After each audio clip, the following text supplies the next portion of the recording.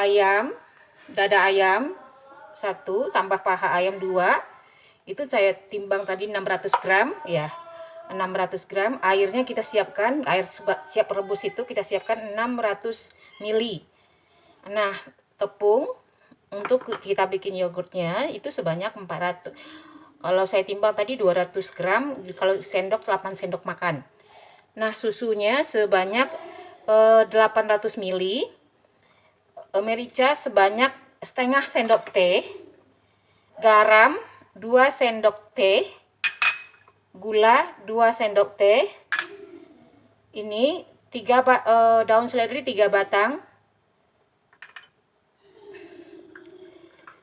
Mentega butter saya bikin 55 gram, sama mentega margarin itu jadi saya timbang tadi jadinya 100 gram.